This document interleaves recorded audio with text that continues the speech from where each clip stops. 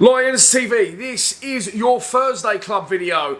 I was on the M4 home from Wales this morning and it dawned upon me that we've had a midweek game on a Wednesday, not on a Tuesday, which means that you not only need the post-match analysis from last night's draw, you also need your preview for Saturday's home game against Coventry. It's 5 PM, I'm moving house tomorrow, everything's boxed up, so I'm going to try and keep this as brief as possible, but we have got two games to cover. Starting with last night's trip to Swansea.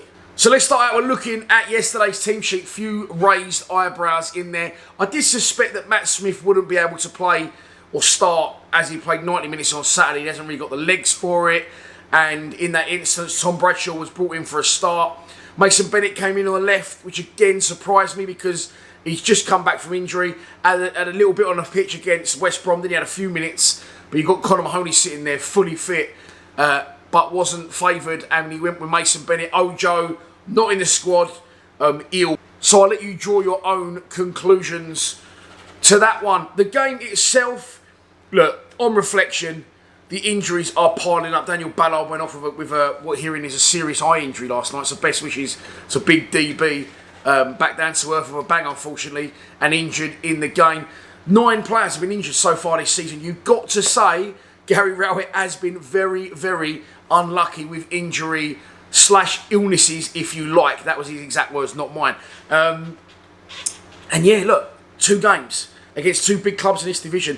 I don't really know what else people want other than 2 points from those 2 games. What I do, and I've said this, and it's maybe a bit of a silly comment, I wouldn't mind the draws so much if they were 2-2 draws or 3-3 draws, or like Saturday, a 1-1 draw. It's a lot of nil-nils in there, and it's very dull. Gary Rowett said something at full time last night, which did, it did piss me off a bit.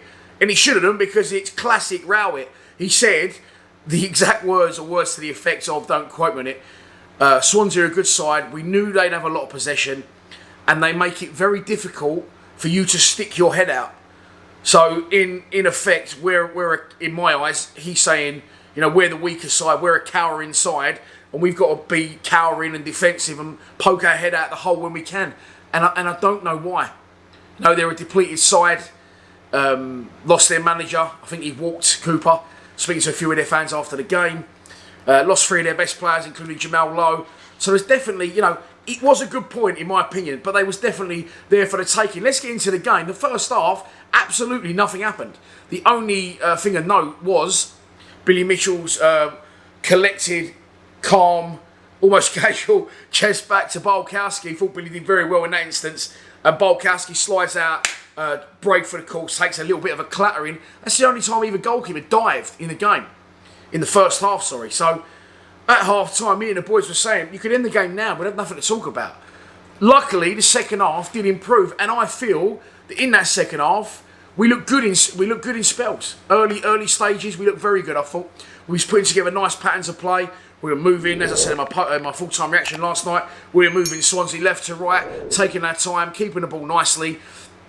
And we had a couple of good chances. The one across the box where Bradshaw's coming in, and he's always good to divide opinion, Bradshaw. But in his defence, he run his socks off last night. Okay, he possibly should be scoring that. He comes across him quick. He sends it back from a different direction from which the keeper's coming, which you always want to do, and the goalkeeper gets a block on it. He probably should score it, yes. But he come at him in an instant. He come at him very quickly, under a challenge. Don't forget, he has not kicked any type of football competitively for a long time now. I can't remember the last time he played. I definitely can't remember the last time he started. But coming off the bench even, he doesn't even come off the bench. So you can train, you can be fit as much as you like. But if it comes to a match situation, you can't match that.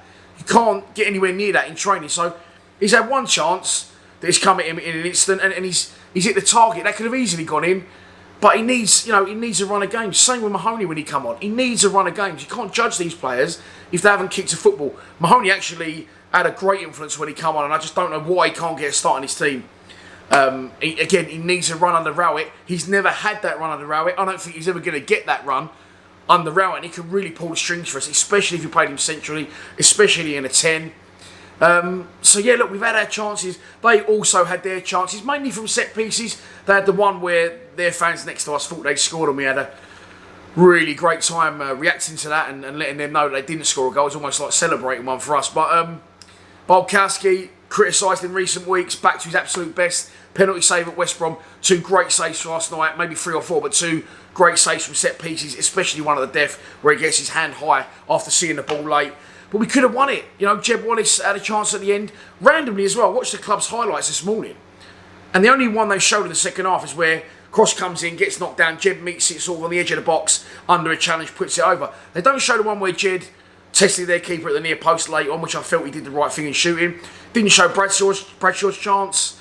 Yeah, strange, but look, on reflection, that is a good point away from home. We aren't the side that's going to go to Swansea, go to West Brom and turn them over 3 or 4-0. However, as good as a point I think it was, as good a performance I think it was in the second half, I said this in a podcast the other day, these are perfect games for Gary Rowett. These are the exact games that Gary Rowett is going to get points from.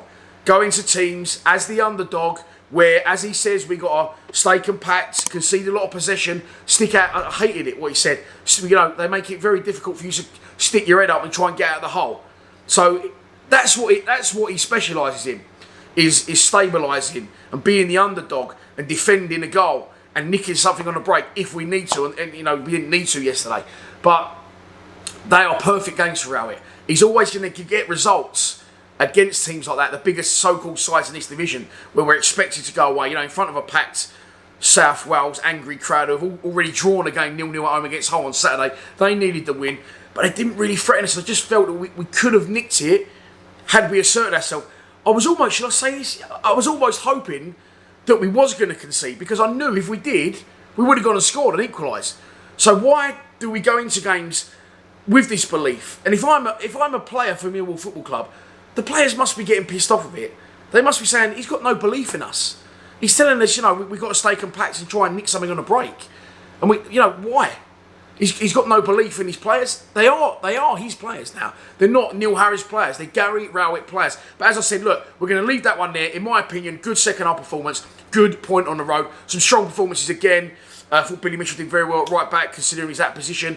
And I feel that Swansea sort of, everything came down now, right? And I thought he stood up to the challenge well. Other than that, Barkowski good. Jed run his socks off. Bradshaw run his socks off. Mahoney, when he came on, did well.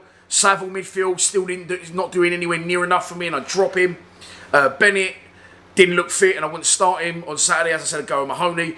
But another good point in the road. These are games that Rowett will get something from. The problem for us now, under Rowett, is at the Den against teams where we're expected to get results. And a lot of people are saying we absolutely have to beat Coventry on Saturday to make the 2 points we got on the road in the week good points. But should we be beating Coventry? They're a good side. Let's take a look.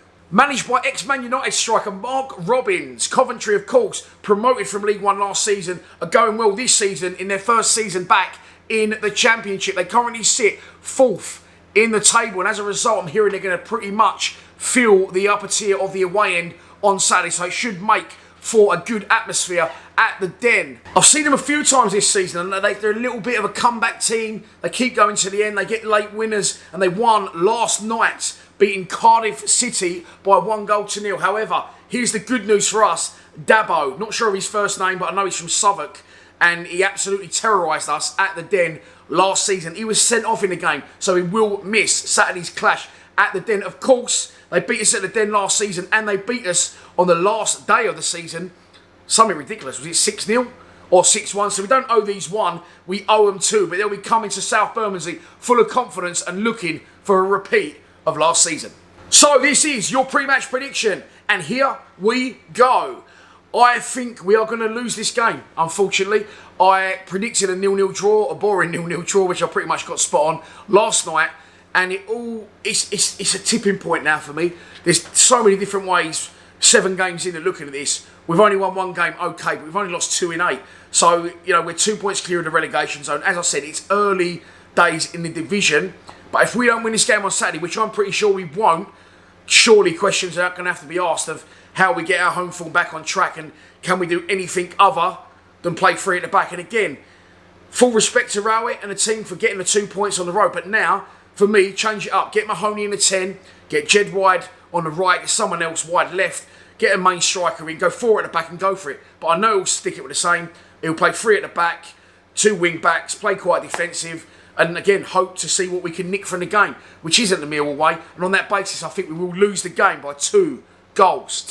So that's your lot for the Thursday Club. I hope you have enjoyed it. I'll carry on boxing stuff up now, so there'll be no more videos out tonight. However, score predictions will be out tomorrow on the channel. And if you think you know what the score's going to be, don't be shy to put it in the comments below. All that's left for me to say is I will see you at the Den on Saturday. We will be live streaming, of course, from 2:30 PM. The only fan channel in the world, to my knowledge, where you can get live match day commentary direct from, well, the Den, but any stadium that any other fan channel follows. Please subscribe to Lions TV.